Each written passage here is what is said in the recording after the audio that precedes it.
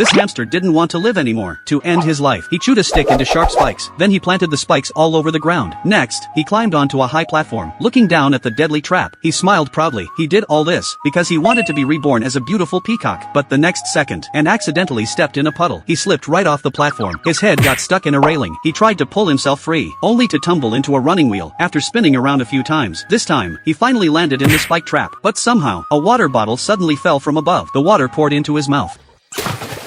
The next second, his soul arrived at the reincarnation center. He thought he'd finally become a peacock, but instead, he was reborn as a goldfish. He slammed himself against the glass, trying to end it all again, but the tank didn't even crack. So he grabbed a water plant, then used it like a spring to launch himself out. After finally escaping the tank, he flew straight into a pile of kitchen utensils. A knife came down and sliced him in half. Soon, he was back at the reincarnation center, but this result was even worse. He became a mosquito. Jack froze for a moment, then he tried to take off, but a truck suddenly came speeding by. Once again, he arrived at the reincarnation center, but this time, the reincarnation fairy stopped him because Jack had been blacklisted. He was no longer allowed to reincarnate. Jack immediately panicked. He was about to lose his last chance. Then he got an idea. He stole someone else's reincarnation slot. When he opened his eyes again, his dream finally came true. He had become a beautiful peacock. Jack was so happy he nearly cried. He slowly spread his magnificent tail feathers, admiring the bright colors. His heart was filled with joy, but just as he was about to fly, a bolt of lightning crashed down. The reincarnation fairy had caught him cheating, and did it on purpose. When Jack woke up again, he found himself reborn as a cactus. From that day on, no matter how badly he wanted to die, he couldn't go looking for trouble anymore.